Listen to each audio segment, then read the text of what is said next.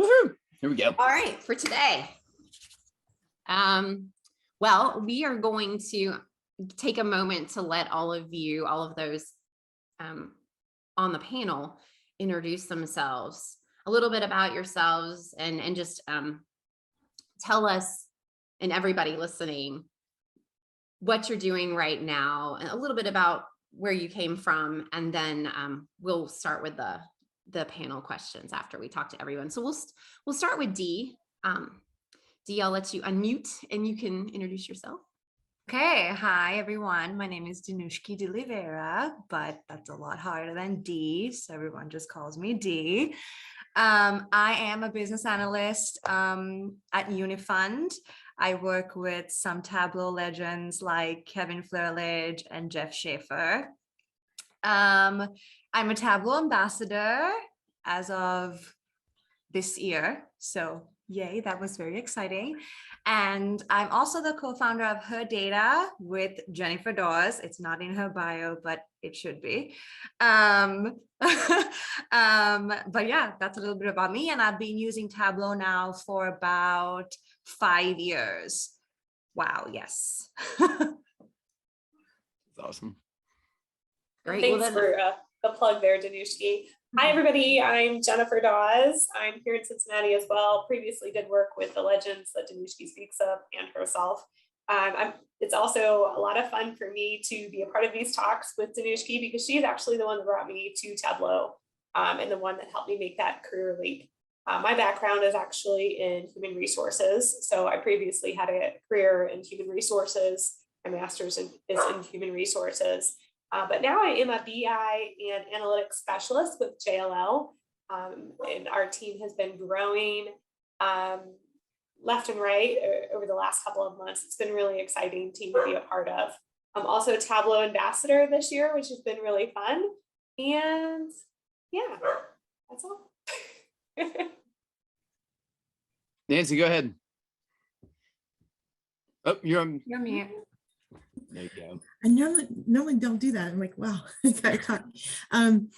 My name is Nancy Joy. I have a background in bioengineering, and I kind of just fell into regulatory affairs and fell in love with it. I'm currently a regulatory affairs manager at Terumo Medical Corporation. It's a Japanese-based company. Our US headquarters is in New Jersey, and my CEO went to UGA, so he likes to give me a hard time because I went to Georgia Tech.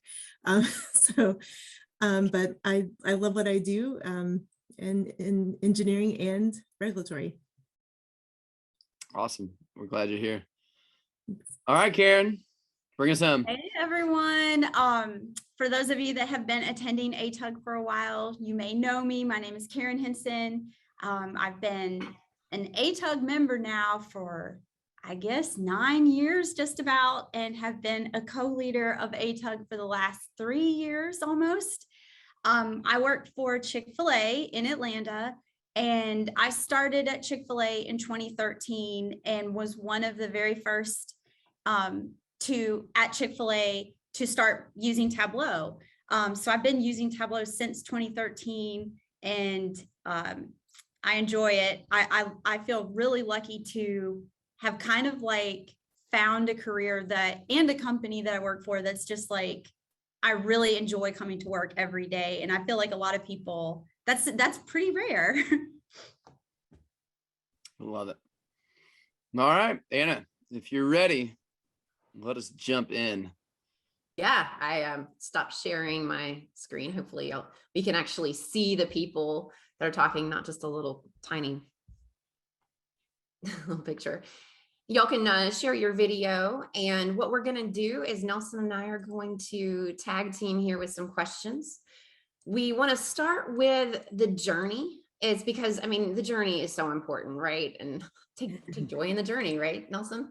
That's right. We want to kind of talk about not just where you are now, but kind of where you've been and other things that would help out somebody who's listening, and also kind of might jostle a question from somebody in the audience. So I'm going to start talking to Nancy. By the way, Nancy and I went to high school together. We are from, can I tell people? We went to Oconee County High School outside of Athens. And I always thought of Nancy as, oh my gosh, she's so smart. I was never the math You're so person sweet. in high school. I never thought I knew, like, and then I got to college and went, wait, I like math. But she was always in like the more advanced math classes than I was. So I look at her as, I'm like, oh, she's the genius when it comes to engineering and tech. So I thought she'd be a great person to talk to, as I take that away from you. Now I'm going to actually ask you a question. And so I really want to know, and we hadn't seen each other in a very long time, so this is really cool to see each other.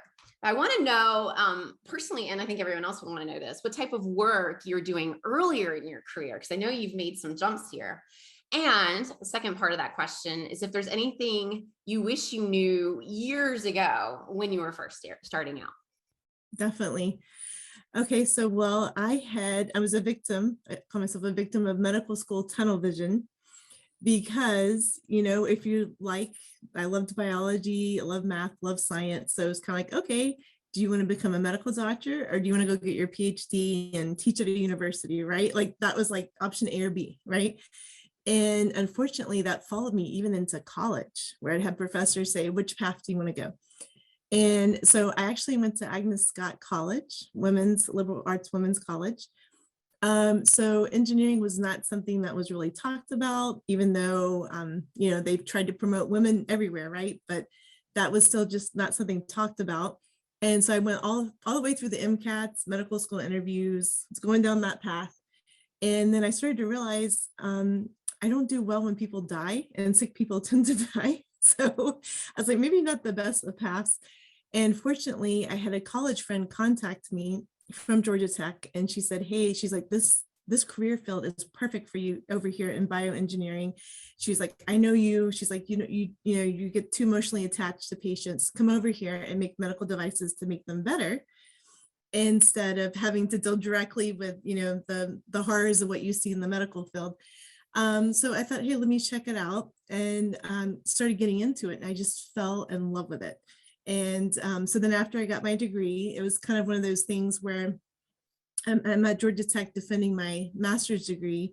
And I had someone from Johnson & Johnson approach me, and he said, well, now that you're done, he's like, you have California or you have New Jersey, pick one. And I was like, I can't believe that's like my two options, but this is 2004. He's like, those are your two options. He's like, I'm only in Atlanta because I'm retired and I'm consulting. So it's like, okay. So it worked out. I took a job in New Jersey for a human tissue bank, which sounds really weird. When people pass away and they donate their body, we recycle their bone, basically, and their corneas. And I didn't really work in the organ section, but more bone, skin, and cornea. So I fell into regulatory affairs, and I thought, well, it's like, okay, this is interesting. I was looking at clinical, regulatory, you name it, anything in that type of thing, and regulatory just came about. And I worked in it for a year, and everything just clicked. I was like, I think I found my spot.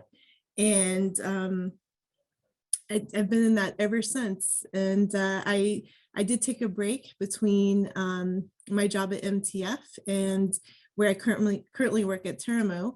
I decided to come home and be a mom for, see how many years, I lost track of time. I think 7 years. I was consulting both for MTF and other organizations in between, which was awesome because I was able to attend to the kids and keep myself updated with the industry, with FDA, with the European regulations, with Canada. So it was the best of both worlds for me, and I'm glad I did that. And my current job came from an old colleague who they had a position open, and because the world has gone remote, you can find talent anywhere, right? So they called me up, they said, hey, I just moved back to Atlanta. They said, don't move back to New Jersey, we'll take you remote. So that was amazing to me. So I'm super happy that everything just fell together, right career, and able to work from where I want to too. So that's been a huge blessing. Is there anything that you wish you knew before that? Oh, yes. Sorry, I forgot about that. Yeah. Yes, Two-part. I wish I known, like I said. So yeah, that was, if you're good in, and you love science, you love math, the options were so limited. And I think some of that is bias, like, that, you're a woman, so these are the easiest paths for you, maybe. I shouldn't say easiest, but the most followed paths. I wish I'd had a lot more exposure, and I'm actually working with my daughter's school here. They go to Soap Creek in Marietta. I'm very vocal about speaking to the kids. I just spoke to them last week, actually, and said, hey, there's other things. There's engineering, there's all kinds of things in technology and in math. It's like, don't limit yourself. And, sure enough, I started getting questions about my, medical studying. And because even in 5th grade, they see that path, right? They don't see too much, although one child brought up to me, he's like, I've seen 3D printing and I'm really interested in that. So they're starting to see more stuff at an earlier age. I just wish, during my time that there'd been more exposure for that, right? But I'm glad I did eventually find my path. So I totally get that. I think math teacher was, I think, the only thing on my list when I thought, well, I like math, so math teacher. right, yeah. Well, and Nancy, I just realized that if your kids go to Soap Creek, we're basically like neighbors, because mine are districted for Mount Bethel. So we'll meet up cool. at the Longhorn later, and Definitely. it'll be great. Dee, I am super excited to speak with you. One of the things that you're very magnetic in the 10-15 minutes we've had the opportunity to interact, and I can totally get, like, you're Tableau ambassador, you're doing some amazing things, working with amazing people. I can imagine that somebody might look at you and kind of say, her career's been up and to the right, it's been very linear, very direct. If your career's been anything like mine, it has had ups, downs, ins, outs, all over the places. And so you kind of said earlier, you got into Tableau and data about 5 years ago. And so I'm curious, like, what was the inflection point for you where, like, oh, that's cool. I really want to learn more about that. I see cool things happening. Like, was there an event or a moment, or like, was it gradual? And kind of like, what were you doing before it that kind of opened you up into this world? Yeah, I actually have a very clear turning point in my career. So I'm from Sri Lanka, which is on the other side of the planet. And I came to the US for college, and I wanted to get into economic development. That was what I was interested in. And the plan was, to get my econ bachelor's, and then go back home after 4 years and start doing some economic development projects for my country. And then I was like, oh, you know what? I'm here. I've done my 4 years here. My dad wants me back home, but you know what? I'll just stay a couple of more years, get a master's, and then go back home. So I stayed, did my master's in applied economics, again, going more into what I wanted to do. And I started learning predictive modeling and all this kind of thing. So perfect. We're in line, stay focused.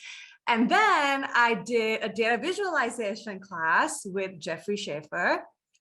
And I was like, holy cow, wait a second. Like, I get to do my, analyze with numbers, which is what I love to do. But I also get to be creative and use my sense of design and style as well, which is also something that I love to do, but never really thought that that would be something that I could incorporate in my career, because, when you're from that part of the world, you are taught to either be an engineer, a doctor, or, something ridiculously amazing. Anyway, so I was like, okay, wait a second, like this career, if I did choose it, I would be able to work with numbers and also be able to create and be, use my sense of design and style. And that was like my little magical experience of data visualization entering my life. And then someone said, hey, there's an opportunity at this place called Unifund that's actually run by your professor Jeff Schaefer, who taught you data visualization. I was like, stop, I'm going for the interview right now. So now I work with Tableau and data visualization every single day, and I don't regret that at all. Love that. That's so cool.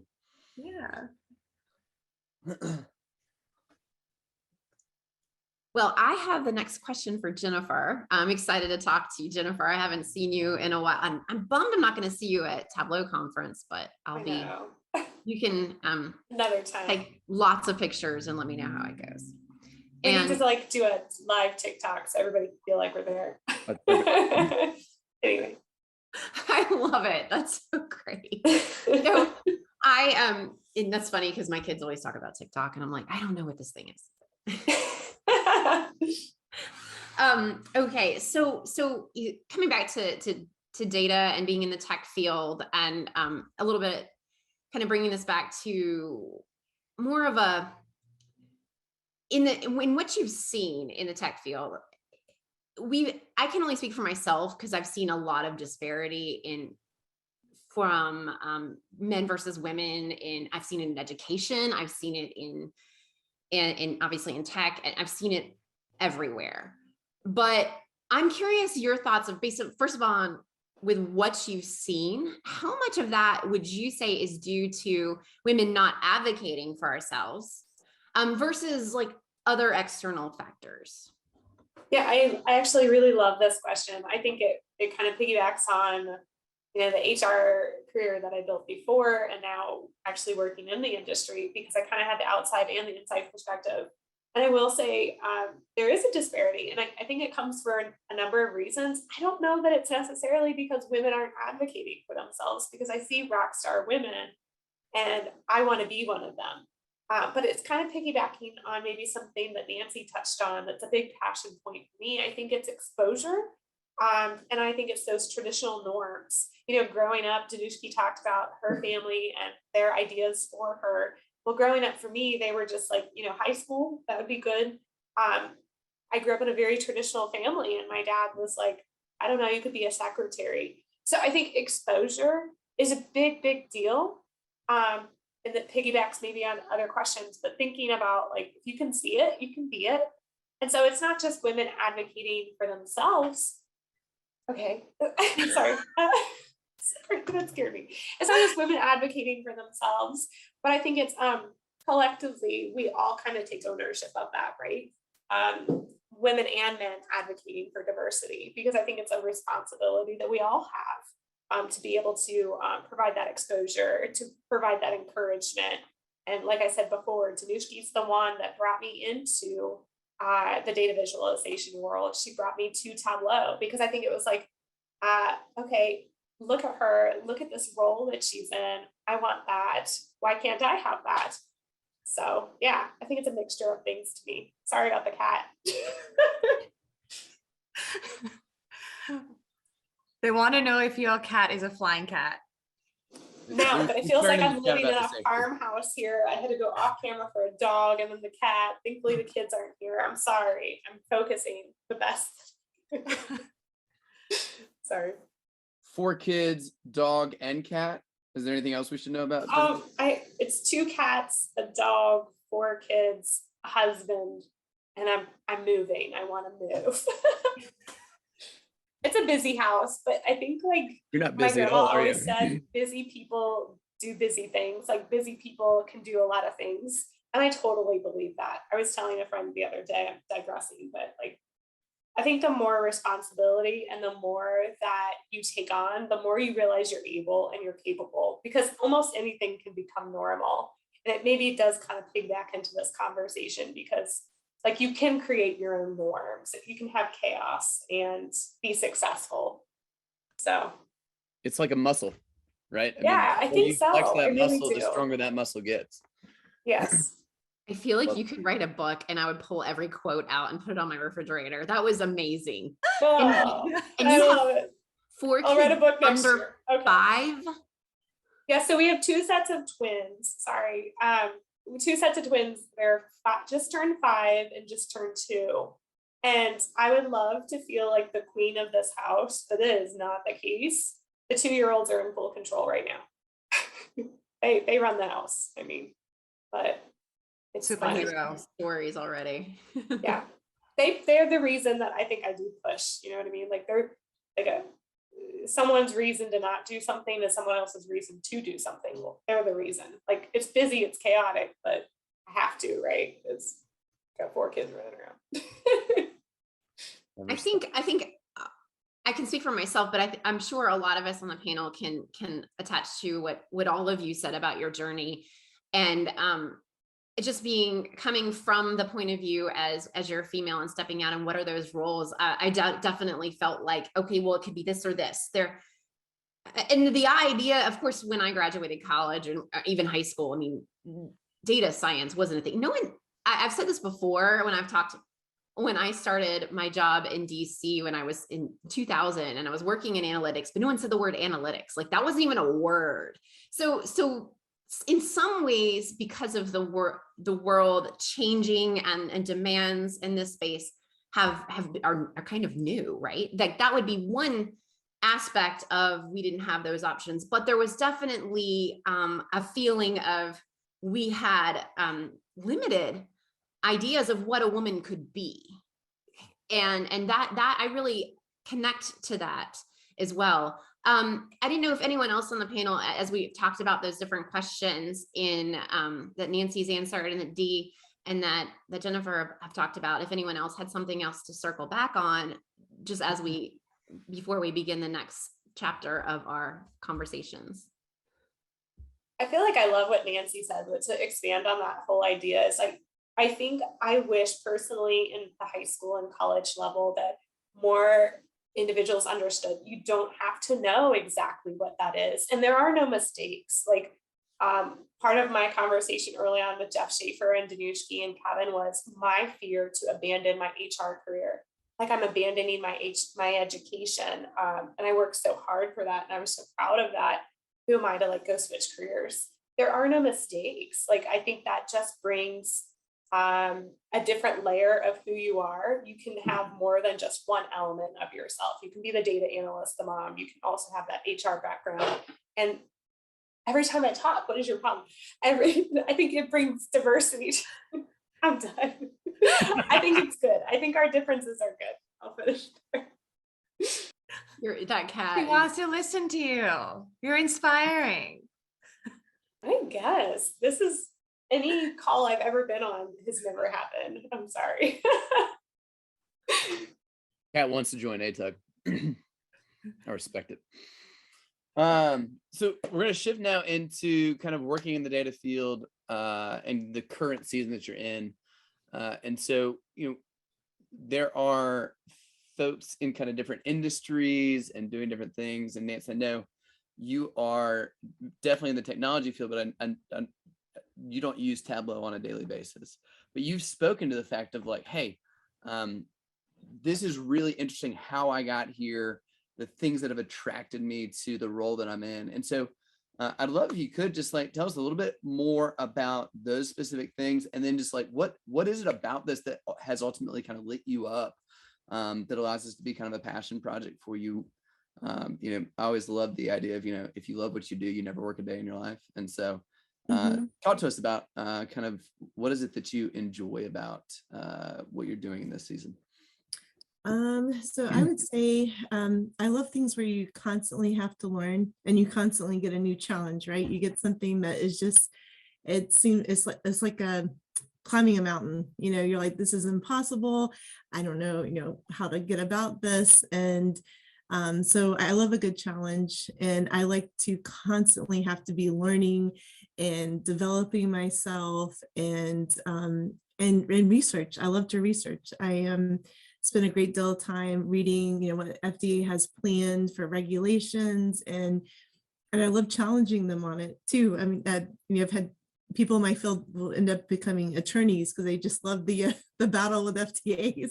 I don't see myself going that far, but I do love just trying to understand how our government does things and why they do things, and learning some of the background behind certain regulations. And I get to look at data from a clinical perspective.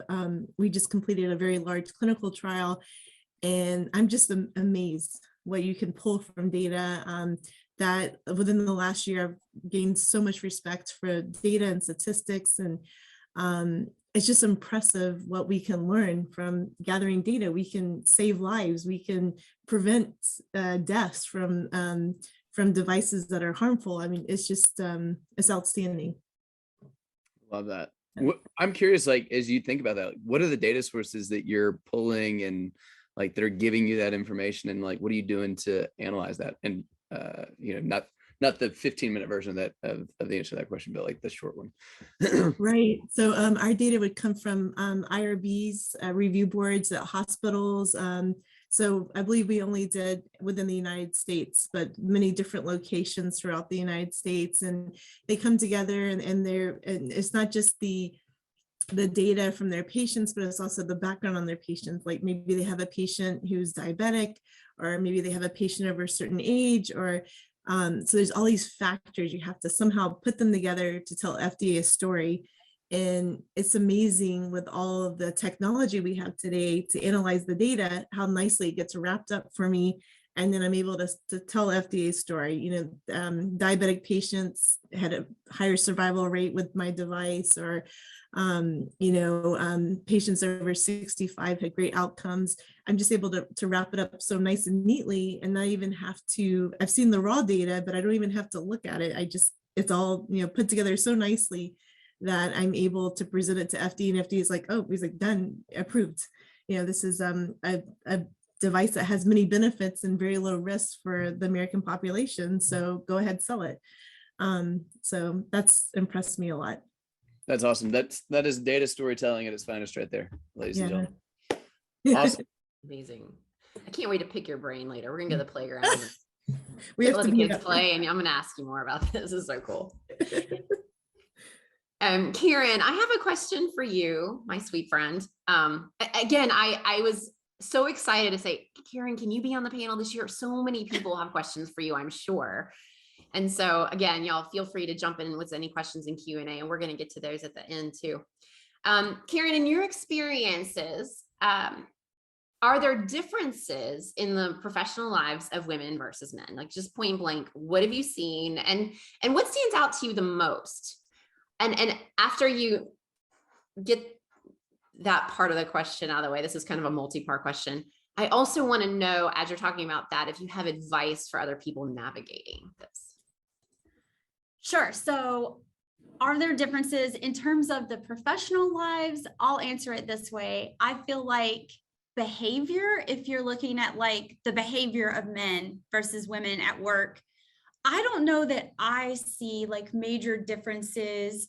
I've read like the Nice Girls Don't Get the Corner Office and books like that. And I do think there's perhaps something to those theories about like women maybe not wanting to come off too assertive or too aggressive. And perhaps I remember reading that, and it really did make me think, you know, like that could be ingrained in us as girls. So there's something there perhaps, but at the same time, I don't know that I see a lot of like women sabotaging their own careers like unintentionally by not advocating for them. I don't personally see that, but I will say this, like, I just think our personal lives, like it isn't possible as a human for the choices that you make in your personal life, you know, whether you have a family, if you're caring for children or elderly parents or whatever you have going on outside of work, it naturally like impacts your professional life, whether people like realize it and recognize it or not. And so that to me is the greatest difference, the most stark difference between men and women is really more tied to the fact that like we have very different like personal lives and responsibilities at home. And I think this leads to all sorts of things, like for those of you who were at ATUG last March when we did this type of panel and we had like presentations like this, I kind of talked about, I remember sharing a viz that I had built about like the gender pay gap. But one thing in that viz was like, well, part of the reason there's a gender pay gap is women make different choices of careers. You know, you see more women becoming a nurse, you see more women becoming teachers, and that pays different than, you know, a biomedical engineer or whatever, all these other things that are more perhaps men. But sometimes I think even the choices of careers, it's like, if you know that you want a family and you know that like in time you will wind up with several children. I know my mom was a teacher. The kid thing factored so much into being a teacher. She wanted to be off when we were off, and she was with us every single summer. And so I know personally, like for me, I think I have 4 children, and just having a family has probably impacted my career in ways that like I may not even be able to quantify. I mean, I have had to leave, and this is no one's fault.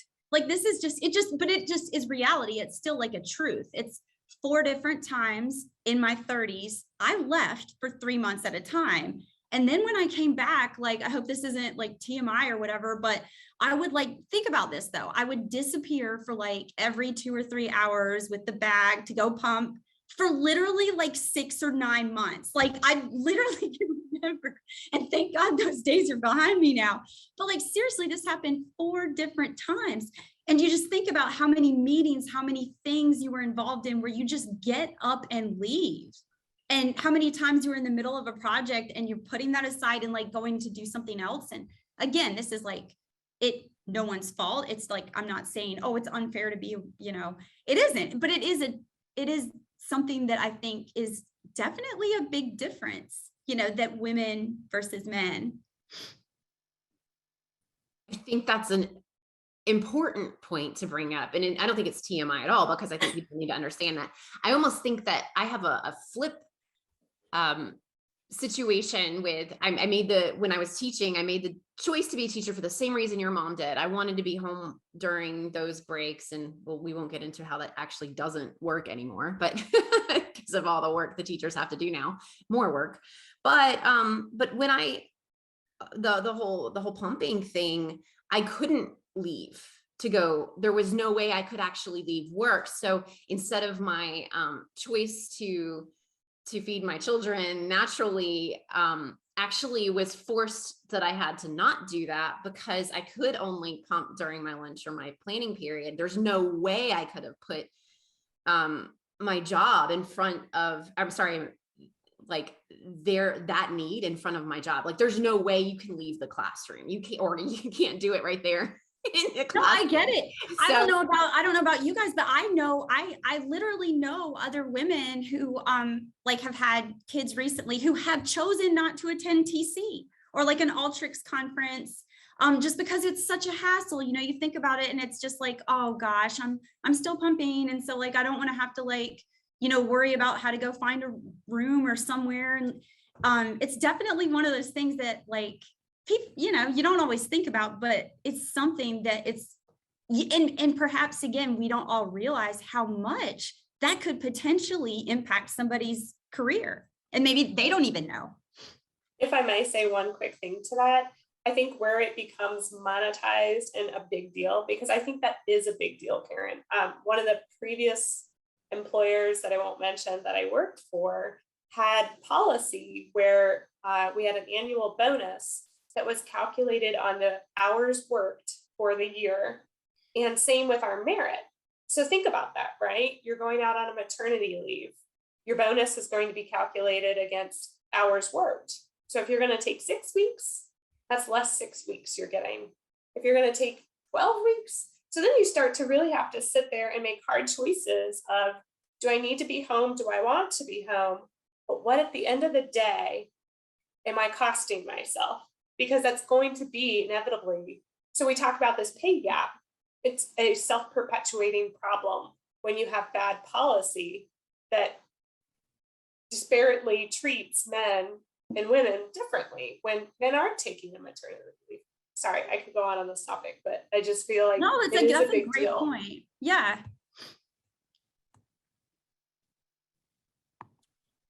But and as somebody who is in the process of building policy / this is how we do it here, rules in an organization, because we affectionately say around here, we're flying this airplane and building it at the same time.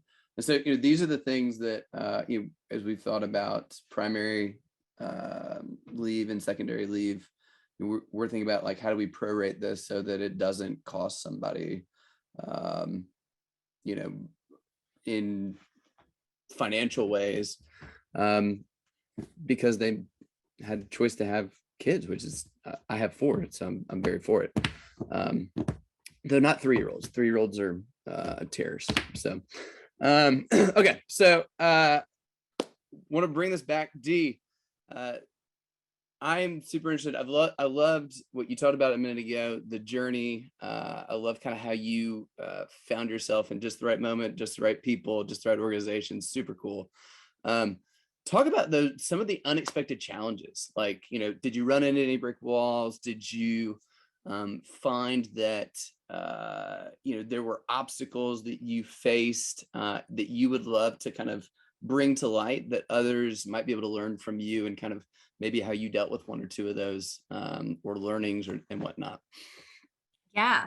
First off, I have to say, I love that this panel has all these powerful moms. I am not a mom yet, but like seeing all of this, I just know I have like a clear path and these like boss women to follow. So thank you all, like moms, you guys are literal superheroes. Anyway, back to my question. So yes, unexpected challenges. So when I was in grad school, I had a job that I was on a team with 5 other guys, and when we would have these weekly meetings, we would discuss, you know, what projects we would be taking on and whatnot. So we would sit down at this round table, and some of the first things that went out were, hey, we have a volunteer opportunity. Can someone plan this for us? I would put my hand up. For one, no one else is putting their hand up, and I would, because, you know, I like event planning. Hey, we would like to organize a happy hour. Would someone like to take on that? Yeah, I like happy hour, and I'm really good at planning, and sure, I'll do that. So now my hands are full. And now the next stuff is the project. So, hey, we have a project for a new client who wants to take this on. Everyone puts their hand up. My hands are like, I've already got plenty of things to do. I'm organizing like 5 parties now. And and already the project has been taken by a guy or whoever.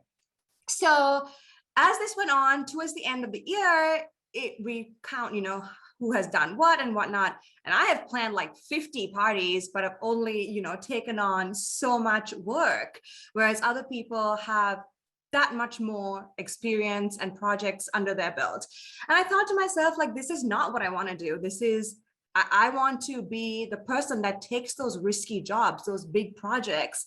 And now I work at Unifund, and our analytics team has 5 guys in it, and I'm the only woman. And I do take on those big opportunities. Now I do take on the risky projects. And guess what? I also organize the happy hours and the lunches, because I like to do that, and I can do both. So I feel like some women, and this is not all women, of course, but, you know, in general, they try to lean into more administrative tasks in the data world, which is not a bad thing at all. But I would encourage you to stand up for those big opportunities, stand up for those big projects, because that is how you are going to, you know, grow and learn more. But you don't have to sacrifice some of those admin jobs too, but give some of those admin jobs to the guys as well. You know, we can all do it. We might be able to do it better, but, you know, it's fine. So yeah, so those are just some, and I never thought that I would run into that challenge, you know, but it just so happens. I love that. That's super helpful. Yeah, I think that's, I don't think we say that enough to ourselves and to each other. Like, you can do this. Just because you haven't done it before doesn't mean it can't be done and you can't do it. I have a question for Karen. As we're kind of transitioning from our journey and then from working into our field and now looking towards the future, what we're going to start thinking about what kinds of things that we can be doing to, and this kind of Dee's answer kind of transitioned to this very well, what we can do for women in data to champion each other and help ourselves as well. So my question is to Karen, I know Karen has a great answer for this one too. COVID has impacted women in terms of the careers disproportionately more than men. What can we do to revive the economy and women's roles? And by the way, let me say that I just made a statement that you can also argue with. I am the type of person to poke holes in my statement, but I would say, based on the data, COVID has impacted women based on careers disproportionately more than men. But what can we do to revive the economy and women's role in it? And then what can we do? Well, that's again another big question here. But go ahead. What do we also want as from help from our counterparts? Like, what would we ask from our counterparts as we're all trying to work together to improve this? Yes. So COVID really highlighted that, like, in the absence of childcare, at least one parent must step back to care for children. And I know that's kind of like, duh, but it's just like, wow, that was so, it just highlighted that fact. And I'll just say that I recognize, COVID impacted us all differently. So we probably all have all these examples in our head of like, oh, I know someone where this happened, but I'm just going to share from like my personal experience. So I know plenty of women whose careers were like uprooted during COVID, like these last few years, due to school closures and lack of childcare. Now, me personally, I certainly know men who lost their jobs. Like, I even had a family member, my brother-in-law, it took him about a year to find a new job. But I don't know a single man who was forced out of work due to school closures and lack of childcare. That's just like me, of all the people that I know, like in my sphere. And then just like a little about what happened for us, like with my family, I don't know of another time, and hopefully I never will. I worked around the clock in 2020 and 2021. I've never felt more busy at work. When you think about like what COVID could have done to our business, and so many questions. I'm in financial services at Chick-fil-A. So there were questions swirling constantly. And I do data and analytics around like our budget and making our plan. And like everybody for quite a while was like, are we going to have to cut the budget? How far do we have to cut? I mean, it was crazy. So I was working at night, constantly trying to work when the kids were asleep, because our daycare closed for a year. It was closed. So that left me at the time with a 1 and a 3-year-old home with me without daycare. It took us a while to find somebody who could come to the house. Eventually we did. But we also had 2 elementary school students at home. And my kids are so like, they're like my best friends. I mean, I have a really tight family and my kids mean the world to me. I mean, I'm sure you guys are all of you who are moms, you know what I'm talking about. So I quickly realized, I know this was also like different for everyone, but they needed my help. Like at the time, 2nd and 3rd grader, or 1st and 2nd, whenever it started, they needed help. They couldn't use a computer the way they were sort of being asked to. And I just kind of quickly realized that if they were going to learn how to read and learn how to multiply and divide, like I had to do it. Like it was going to be up to me. It was going to take a major effort on my part, and it did. And to this day, and probably forever, it will always be like one of my proudest accomplishments. Just the fact that I helped them. Like I see how well they've done over the last like year when we were doing school together. And it's like one of those quiet things, like no one's ever going to pat you on the back for that. Like no one at work is ever going to have any clue of like, hey, in addition to you working at night until like 8 or 9 or 10 or 11 or whatever, it's like, you also taught your kids how to read. Like, you also like, but it's like, and anyway, so that's always, it's just one of those cool things that I guess is just like kind of, I don't know. But anyway, what can we do about this to revive the economy? So one quick thought there. I'm sorry if I'm just like babbling. I think the biggest thing that stands out to me here is working from home. I read recently a great article. It was about this. I know like it seems like every company has a different take on this, but I think there's a lot of companies where the executives have this opinion or this bias. Sorry, the lights in here keep, there they go. Okay. They're like motion detect. Anyway. Okay. So, it feels like executives sometimes have this bias towards like, let's get together in person, let's collaborate. They're worried about culture, and those things are fine to like worry about. And there's obviously like something to that. But I also think this article I was reading was saying like, it's easy to stress the importance of those things like culture and collaboration over flexibility when you're not in a 2-person working parent family with 4 kids.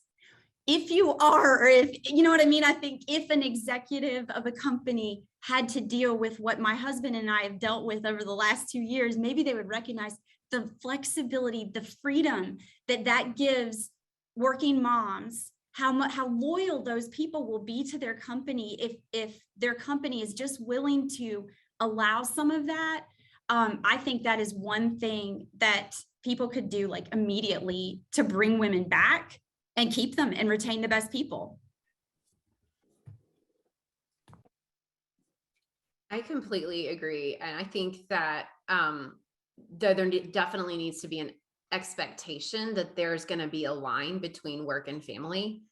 I happen to work for a company who does a great job understanding that. So I don't have that concern like a lot of people do, but that line that, well, they're home, so they're going to be doing work. So they're going to be in front of the computer. That expectation can't be there.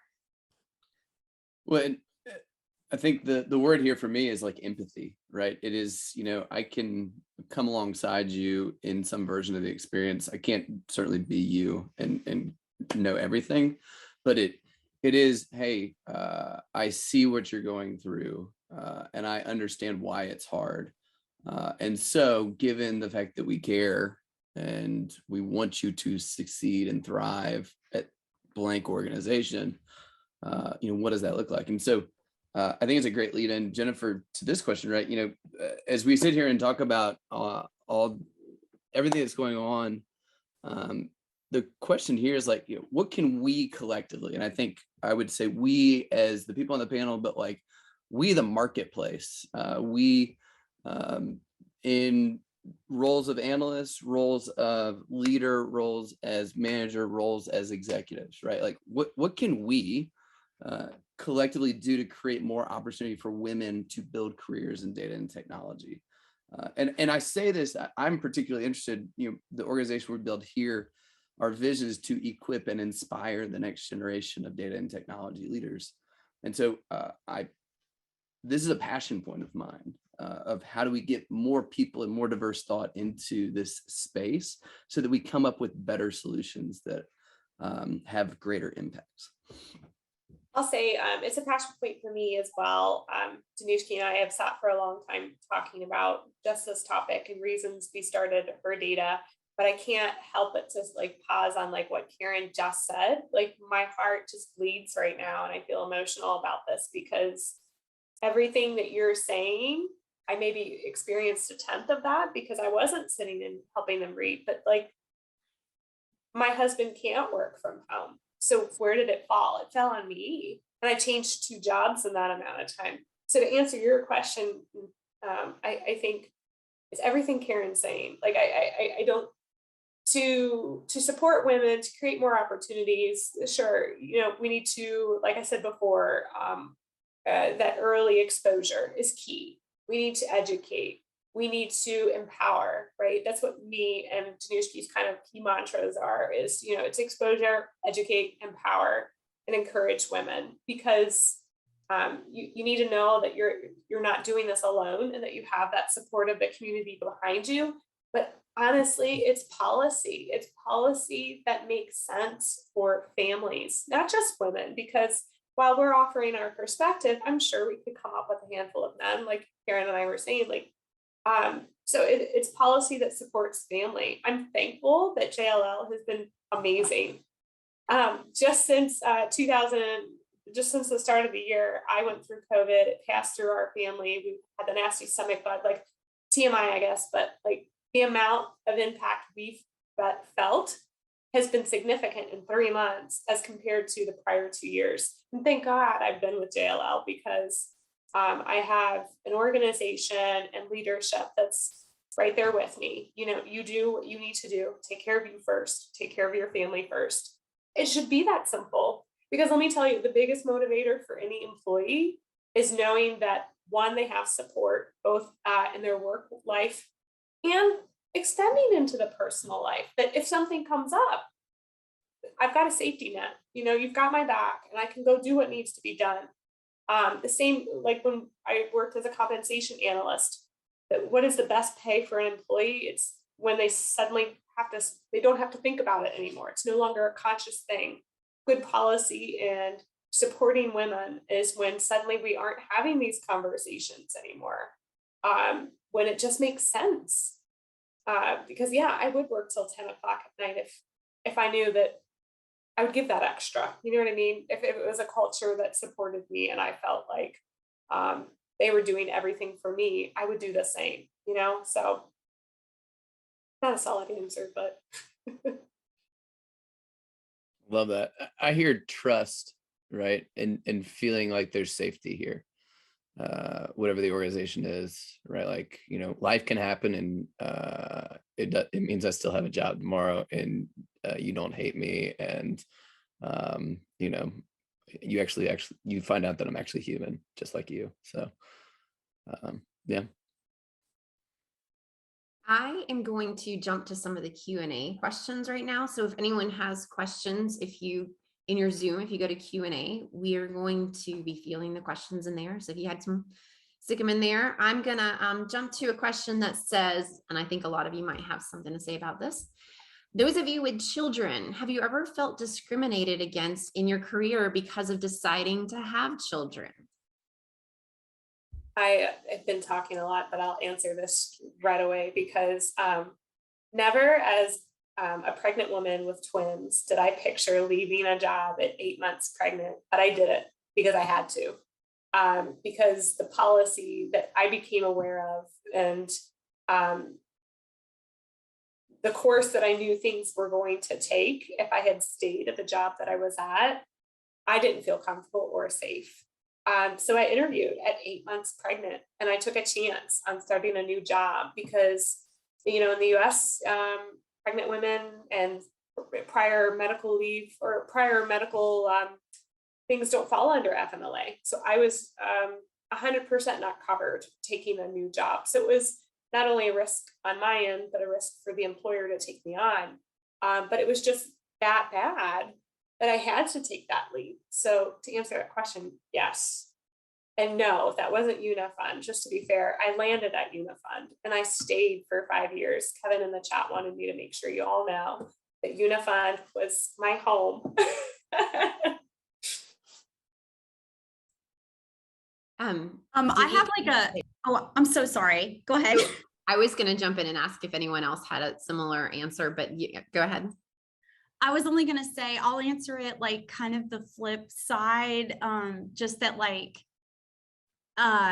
here's an example of a company that did something right around that. Okay. Like Chick-fil-A has like an incredibly long, like super lengthy interview process. That's like the CIA to get to work here. It's like 5 months, you know, you interview like 17 times. It's crazy. Like we lose a ton of candidates, but they really kind of put you through the ringer. And I started going through that process for the very fact that we already had one and we had a little one at home. Then in the process, I find out that I'm pregnant with our second. And so I was thrilled and had to kind of make the tough decision whether or not to share it with my potential new boss. And so I remember like I had a good feeling about Chick-fil-A, and I just felt like it may not work in my favor. And I may say this and maybe they don't hire me because of that, whatever. But if that's the case, I probably didn't want to work there anyway. So I just came out with it. But I'll tell you that like they hired me anyway, still allowed me to take the time off, And to this day, you want to talk about like why I worked every night until like 8, 9, 10, 11, like whatever o'clock for 2 years. It's because of that. Like why I will not leave Chick-fil-A. It's that like they have a very loyal employee of me that speaks highly of them because it's like, they didn't have to do that. And I recognize it. And I'm very grateful. Yeah, there are great companies out there. And to be fair, like I joked, but like Kevin was saying, Unifund where Dinushki works, I met Kevin and Jeff Shaper. That was the place that I landed. They took me on 8 months pregnant with twins, and it was, I was there 5 years. It was one of the best places I've worked because they have good policy and they take care of their employees. Well, It's so interesting to me. So I've had in the last 10 years, 2 women bosses, different places. So my previous boss was while I was having children, and she would complain about, we're talking about pumping for baby feeding. And she would say, granted, she did not have kids of her own, but she would say, do you really need to do this? Is it necessary? Right. And she'd get frustrated if, my mother-in-law called and said the baby's doing this or that. She's like, do you really need to talk to her about this right now? I was like, well, it's like, it's my child, right? And now I've switched to a boss who raised 2 children all by herself. Her husband was an addict and wasn't really around to support her. And her mode is, I think one day I told her, I said, yeah, my daughter's has a stomach bug. I was like, but she's okay. She's in bed with the iPad. She's good. She's like, sign off, go take care of her. She was like, that's more important. She's like, oh, we'll still be here later. So it was like night and day. And I was like, wow, it's like, I'm never leaving this place. Like, this is amazing. So it's funny to see the differences in approach, but yeah, I totally agree. If you find a place of work like that, that respects your family, that's everything. I will take a big pay cut for that personally. one of the things we have talked about here is that the great resignation that is occurring is actually, I think, has so much to do with a rejection of bad leadership and a rejection of organizations that are not worth being a part of. And so it's really interesting to me to hear each of you speak to, when I was treated well, the loyalty that engendered in me to the company that served me well in that time is why I won't leave. And it's this, it is that important. And so I think that's a huge, for anybody who's in a position of leadership or in any way, like, to come up with policies that are good for people, good for families, and so forth, because never, I would say never before have the lines been so blurred between work and family, and I think we're all, I think we also have to remember too, like I was reminded that this last week is 2 years that, since like we went into kind of COVID lockdown. We've all been going through like this traumatic experience together for the last 2 years. And Karen, I remember being on the phone with you as you were going through the traumatic experience, and we felt terrible for each other in very different ways. And so there was a lot of commiseration for us in that season. But I love that y'all have all brought up, both the good and the bad, and ultimately, like, what does that mean trajectory wise for you at those organizations, depending on how the organization treats you. So I think that's super informative. One that is actually very dear to me, and I love the thoughts of the panel on this. So one of the conversations we are having at my workplace is regarding women and minorities experiencing imposter syndrome while working in tech. What are your experiences regarding this, and how do you deal with it? And I went through a very acute season of imposter syndrome. So for those who are not aware of what it is, I'll just give a quick definition that I experienced, and then kind of open it up for the panel. But imposter syndrome is this very weird feeling, even though you know what you're talking about, even though you've gone to school for this, or you've studied this, you've got years of experience. This weird feeling of being in a meeting or a moment or even prolonged season where you feel like, actually, I don't know what I'm talking about. I'm actually an imposter, and I know it, and everybody else is going to find out soon, and they're going to find out that I really don't know what I'm talking about. And you just kind of have this like vicious mental cycle that just kind of takes you out. And for me, it was a season when we had our second kid, and I got into some just really difficult mental places. And it took about 3 months. It was very acute for about 3 months for me. And I know I'm not the only person who's gone through that. I know people go through years long seasons of this. So open the conversation up to anybody on the panel who's experienced this. I can talk a little bit about this coming from, another country, a developing country, coming to the US. And I mean, I had my education, I was qualified for the degree that I was taking, and I was smart enough. But coming to America and like being in with this unfamiliar environment, unfamiliar culture, I absolutely had that imposter syndrome, right? Obviously I don't know as much as they know, like, I don't watch the same TV shows, I don't know the same music, and and you feel like I don't know as much as the people around me. But obviously through time, I also believe that it is about the people around you that help get you out of that. I work with amazing people, and my boss is open to hiring international students because he believes that they have a different viewpoint and how incredible to get those viewpoints. Whereas other companies say, oh, why would we hire this person when we could just find a citizen that, that we don't have to sponsor and whatnot. So, I mean, I definitely have had that imposter syndrome, but it is important to try to associate yourself with people that will help you come out of that and that will value your unique viewpoints and opinions. To piggyback off of that, like, I think coming from the organization that Dinushki works at, working with Kevin and Jeff, and like we've already said, like it's just been this great place to work. My decision to leave was for several reasons, but like I just felt like I was ready for that next big opportunity. And where I landed, I've never in my life felt so insecure. If we want to call that imposter syndrome, whatever we want to call that, but I felt like if I was running against somebody that I was going to have to run twice as fast just to keep up. That's just what it felt like every day. And every conversation felt like I wasn't saying the right words. They weren't understanding me. It was just a disalignment. And it did take me some time to sit and think on it and process, because this was my big shot. I wanted to take on this big role. Why wasn't I happy?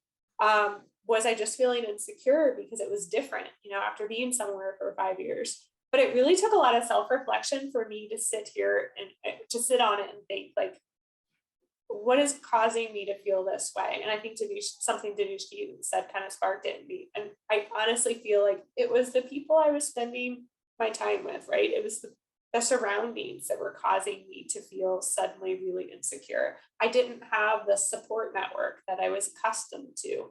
I didn't have the communication styles that I knew. So I feel like there were just a lot of factors that created that for me. And in the end, I had to realize it wasn't a fit. Like, it was creating something in me and bringing out a side of me that wasn't my best, because everything I did, I was second guessing. So it took, I only was with the organization for 6 months. It was kind of, I need to make the hard decision to, maybe even less than that. I need to make the hard decision to make a move. And I think that's why it's been a great opportunity for me at JLL. But yeah, I think it can happen based on your surroundings, and you just can't let it get yourself too far into your head about it, I guess. And like Dinushki said, find the people to help you get it out. I love these answers, and I'm watching all the heads shaking yes when Dinushki said the surrounding yourselves from people, because my first thought was when I was changing careers back, coming from education into what has become what I'm doing now. And it has been a journey, but I was terrified. And I had that imposter syndrome because I would even hear, and I've told y'all this before, if you've been in ATUG any, I'd always hear, well, what are you going to do? You're just a teacher. And that can just be really loud in your head. Yeah, I taught math and statistics, but what do I know? I'm just a teacher. And what I found was, and it just, and this is why I'm here right now. It's the Tableau community I plugged into, and y'all have talked about Kevin Flerlich, who's here, and I'm so excited. He's one of those people that championed me. I've had people who it just embraced me and said, "Oh, I understand what you're saying. Yeah, I get what you're saying." And I didn't expect that. The first time I met Nelson, I'll never forget, because I almost thought he was kidding, because he's like, "I would hire you." I'm going, is he kidding? What's it? Is it a joke? I feel like. And then the second part of my response, and I'm going to try to make this short, but would be the same as you said, Jennifer. You also have to self-reflect. You really do need to turn it on yourself, to turn that mirror. Okay, what could I have said differently or done? Should I ask some other questions? And not to question yourself, but maybe just make sure that you're aligned with yourself and with other people, because the issue might not be, maybe they don't understand you, but it's not you misunderstanding them. It could be a lot of different things. So, we want to wrap this up in a big bow. We've had this amazing conversation, and so many little points that actually seem to keep coming back to the same main point. So I want to wrap this up to a point, and this is going to be open to everyone. But Jennifer, I do want to ask it first to you, and then everyone else can chime in. What gives you hope for the future? Gosh, I think so many things. I feel like the community, beyond just like the Tableau community, but the data community, but to be part of conversations like this, to know that conversations like this exist. And like you said, Anna, to have people like Kevin and Dinushki, and there's so many more I could list, that have reached out just to show their support, that I think every time somebody does that, you go, okay, maybe I'm doing something right. I think it builds more confidence. It builds more network opportunity. So I think as long as these kind of conversations are happening, which I've truly enjoyed today, I think who knows what's the future may hold, right?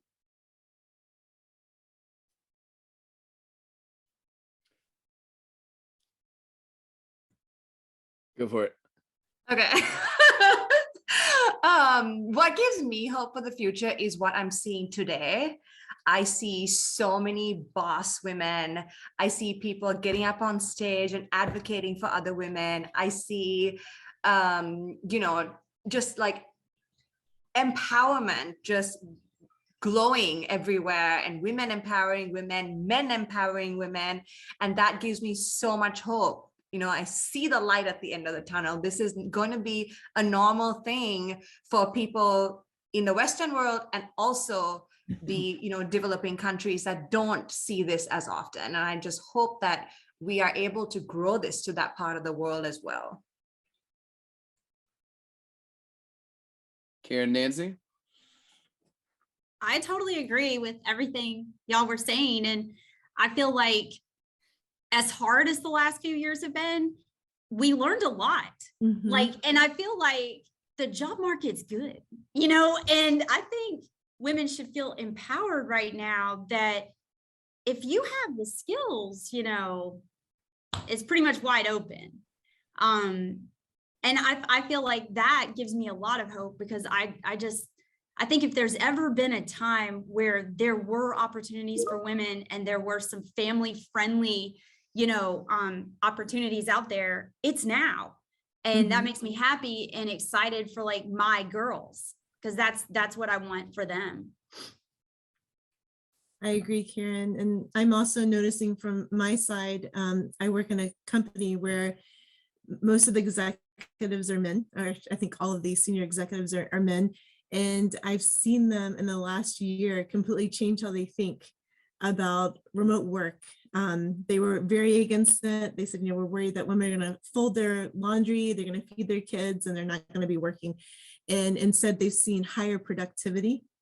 And fell off my chair when my executive called me and he said, I'm just so impressed with how much more women get done at home, working from home. He's like, he's like, and I think it's because you're not worried about, did someone get your kid from the school bus? Did your kid eat lunch? He's like, you're not worried about that. So you're able to focus. And I was like, yeah, that's exactly it. It's like, my brain is in one place at home and I it's my control zone, right? Like it's all together. So that gave me a lot of hope that he opened up and told me that. Being here, obviously, it's an amazing opportunity to be in the presence of you six ladies. Y'all are an inspiration, certainly to me and to the group that's been here today. I've loved hearing and learning a lot with y'all. There's one thing I have a tweet from Adam Grant that I hold very dear on imposter syndrome. So I wanted to speak to that real quick, and then I'll begin to kind of close this out. Adam speaks and he says, imposter syndrome is a paradox. Others believe in you. You don't believe in yourself, and yet you believe yourself instead of them. If you doubt yourself, shouldn't you also doubt your judgment on yourself? When multiple people believe in you, it might be time to believe in them. So I think one of the things that has been really, really fascinating about all this is I think that the conversation here is just in organizations, it's becoming a more human one. And I think the better we can have conversations like this and get these things on the table and just kind of say, hey, let's begin the conversation by saying, hey, what's best for people is what's best. And we may not be there yet, but how can we collectively get there while still doing these business critical things and yet taking care of our people? And so my hope is that we end up with just more empathetic conversations. And I think for all of us, it's the opportunity to create an environment which people can raise concerns, whatever they may be, and feel like it's done in a safe way, so that you're not losing that psychological safety and you have the trust in the leadership and trust in the organization, and so forth. And so I think that's the responsibility that we all have to one another. And my hope is that more and more and more and more and more organizations are rising to that occasion, where we see whoever it is that sits on the other side of us as somebody's precious child. We just want to take care of them as we would our own kids. So